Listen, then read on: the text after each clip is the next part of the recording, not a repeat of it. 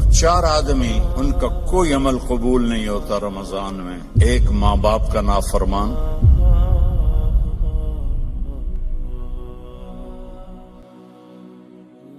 آگے رمضان قریب آ رہا ہے، بخشش کا مہینہ ہے.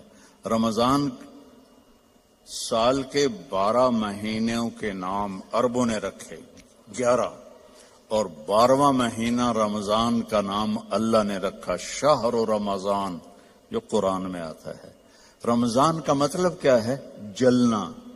جلنا اور جلنے اور روزے کا کیا تعلق ہے کہ جب کوئی مومنہ روزہ رکھتے ہیں تو اللہ اس کے پچھلے گناہوں کو جلانا شروع کرتے ہیں. کس میں؟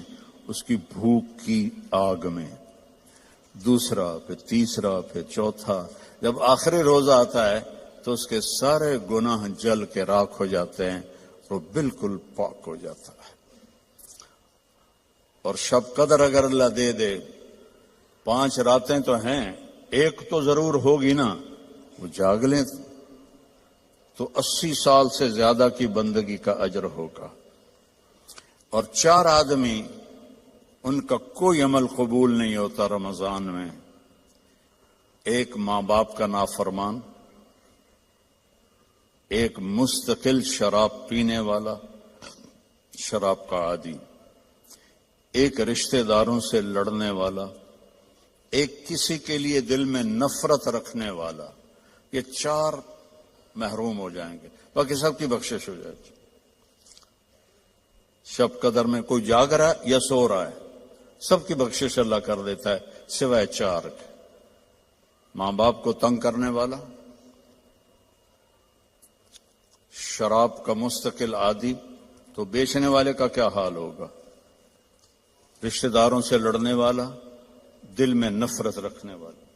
ایک ٹیشو پیپر دینا مجھے، میں آپ کو ایک لفظ کا مطلب سمجھاتا ہوں. ٹیشو پیپر ہے؟ دینا.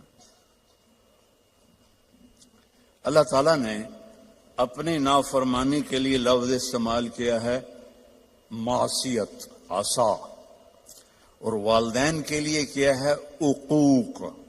من عق والدیہ. عقا کسے کہتے ہیں؟ یہ ذرا ٹیشو پیپر دیکھنا.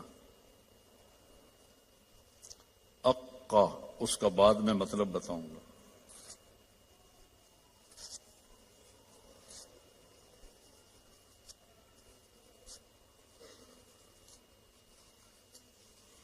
اب یہ جڑ سکتا ہے؟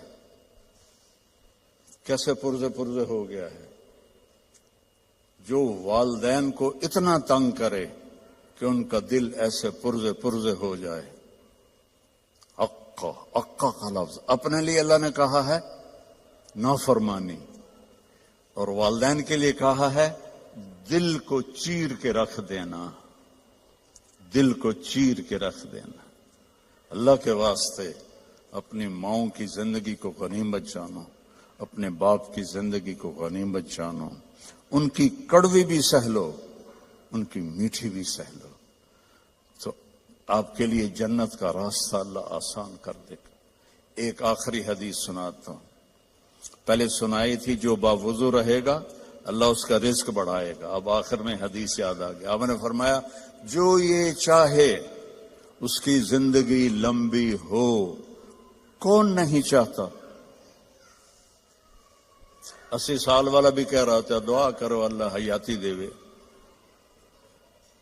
پترا کرے اندن بابا بس بھی کر اگاں جا، وہ پھر بھی کہتا ہے دعا کرو اللہ زندگی دے، صحت والی دے. ٹھیک ہے، کون نہیں چاہتا؟ جو یہ چاہے اس کی زندگی لمبی ہو اور اس کا رزق بڑھ جائے اور مرنے کے بعد اس کا نام بھی زندہ رہے، ماں باپ کی خدمت کرے اور رشتہ داروں سے اچھا سلوک کرے. یہ وہ ٹپس ہیں جو میں آپ کو اپنے نبی کی زندگی سے نکال کے دے کے جا رہا ہوں. احباب جمع ہے میر، حال دل کہہ لے، پھر التفات دلے دوستاں رہے نہ رہے. میرے ذمہ تو تھا کہ دیانتداری کے ساتھ آپ کو میں اللہ اس کے رسول کی زندگی کے وہ اصول بتا دوں جس سے آپ خوشحال زندگی گزار سکتے ہیں. آگے آپ کی مرضی ہے تو سارے بھائی بہن اس کی نیت کرو، آپس میں کوئی لڑے ہوئے ہو صلح کر لو، معاف کر دو. بھائی بہن لڑے ہوئے ہیں، میاں بیوی لڑے ہوئے ہیں، میاں بیوی لڑ کے صلح کریں تو اللہ ان کے پچھلے گناہ معاف کر دیتے. کیا کروں، مجھے باتیں یاد آتی ہیں، ادھر گھڑی کو دیکھتا ہوں تو شیطان روزانہ اپنی اسمبلی لگاتا ہے سمندر پر، ٹھیک ہے، اپنے سارے ایم پی ایز کو اکٹھا کرتا ہے، ان سے پوچھتا ہے ہاں بھائی کیا کر کے آئے ہو؟ ویسے بیٹھا تھا. ایک کہتا ہے سر میں نے زنا کروایا، کہتا ہے دیکھ رہے ہو مجھے. دوسرا کہتا ہے میں نے چوری کروائی، شیطان کہتا ہے. تیسرا کہتا ہے میں نے شراب پلائی. ایسے وہ گناہ گناتے ہیں اور وہ صرف اتنا رسپانس دیتا ہے. پیچھے ایک خبیث لنگڑا شیطان کھڑا ہوتا ہے، کولا، کہتا ہے حضور میں نے میاں بیوی کو لڑایا. تو وہ یہاں سے یوں جمپ لگاتا ہے، وہ شاباش میرے بیٹے، کام تو کر کے آیا، آجا آگے آجا. اس کو جفا ڈالتا ہے، اپنے تخت پہ ساتھ بٹھاتا ہے، کہتا پاگلو، اس شرابی کی شراب اس کی ذات تک، زانی کا زنا اس کی ذات تک، چور کی چوری اس کی ذات تک. میاں بیوی کی لڑائی دو خاندانوں کو آگ لگا دیتی ہے. کام ہے یہ کرنے کا. شیطان اس پہ خوش ہوتا ہے، اللہ اس پہ ناراض ہوتا ہے. اللہ کو سب سے زیادہ خوشی ہوتی ہے جب خاوند اور بیوی صلح کر لے. اتنا خوش ہوتا ہے کہ ان کے پچھلے گناہ معاف کر دیتے. تو میری گزارش ہے، باقی ہم انسان ہیں، پرزہ نہیں ہے کہ فٹ ہو جائیں گے، اونچ نیچ تو ہو جائے گی. جب ہو جائے تو معافی مانگ لیں، ہو جائے تو معافی مانگنے میں شرم نہ کریں. میں کیسے معافی مانگوں؟ معافی مانگیں گے آپ کا سر بلند ہو جائے گا، آپ کی عزت بڑھ جائے گی، آپ کا مقام بڑھ جائے گا، معافی مانگنے والے کے سامنے بھی اور اللہ کے سامنے. اور